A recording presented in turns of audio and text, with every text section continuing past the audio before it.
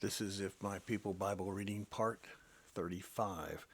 We are in the book of Genesis, chapter 9, verse 19.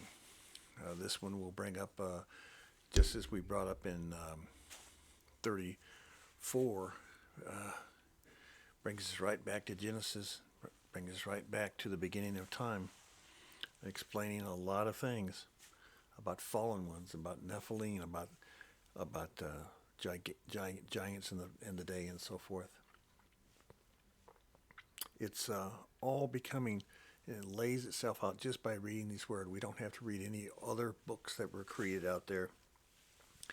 So we'll continue on. We left at 19. There were three sons of Noah, and from them came the people who were scattered over the earth. And from that itself, they were the ones that were the people scattered throughout the earth. Noah, a man of the soil, proceeded to plant a vineyard. When he drank some of its wine, he became drunk. Who taught him that, by the way? And lay uncovered inside his tent. Now this speaks of being naked, not his blanket fell off. You can't take one situation and just make it an impossible situation. You have to read for what it just reads. Ham, the father of Canaan. So in other words, Noah had Ham. Ham had Canaan. Now, right from the start here, we have to make a comment. There was no such things as grandfathers, great-grandfathers, great-great-grandfathers, and there was no such thing in those days. So when what we're about to hear from Noah about his son, his youngest son, Noah did not have Canaan.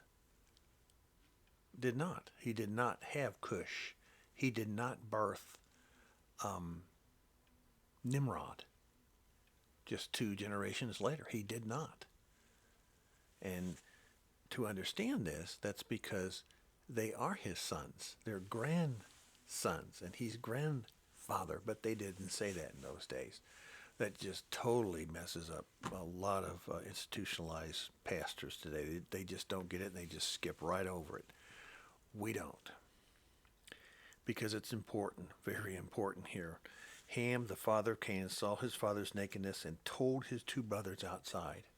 Now, if you saw your father's pants off, would you go out there and say all these things? The skirt. Back then they didn't wear pants, they wore skirts.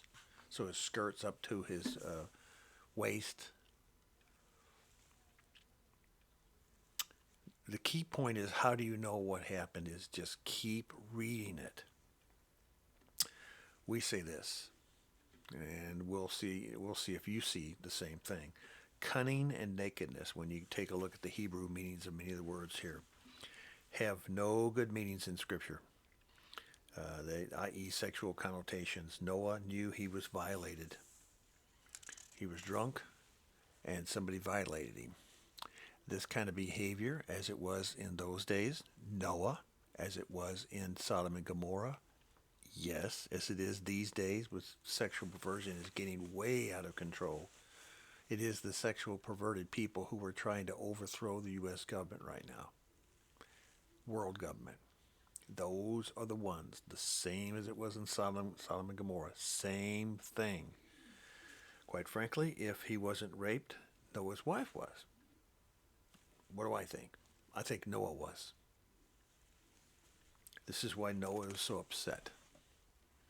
And as you rightly divide the word and test our comments, we are basically saying that at the end of the Bible in Revelation, the fullness of Yahweh comes out and will bless you and your family.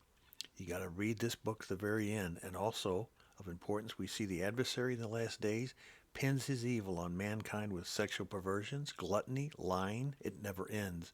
And so, in plain and understanding, from the first time that Hasatan meets Adam and Eve in the Garden of Eden, he had perverted sexual relationships with Eve and most probably Adam, because that's the kind of person Hasatan is. We're seeing it in today's society. They don't stop at just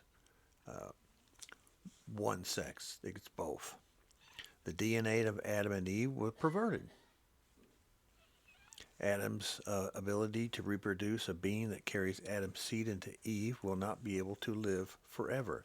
Eve, also perverted through the cunning behavior of Hasatan, became pregnant with that seed, in which became Cain. Cain's seed never repented. Oh, well, that's the Cain theory, the seed theory. And no, just read the word.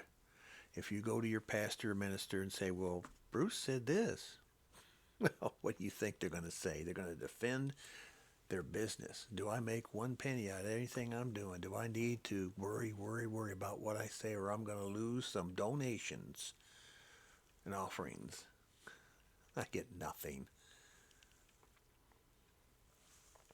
They do.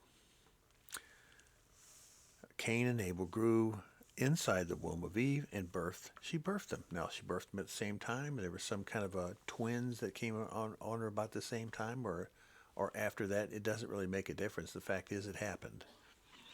And just as that story was repeated again with Jacob, Esau, Yeshua also uses parables of the seed and the seed that is not his. Very important what Yeshua says. Our commentators have not found any comment similar to what we've just noted in most any other Bible that exists out there. They don't put that in the Bible. Those Bibles with comments did exist, but they've been removed from the store shelves. You won't find them. We found one Bible at a Catholic book sale, and it was had this information in it, so it was put under sorcery and witchcraft for a title. You couldn't get it under the Bibles. You had to go down to sorcery and witchcraft. Gosh. We ask that you pray on this, because this is how the ends of time is coming today.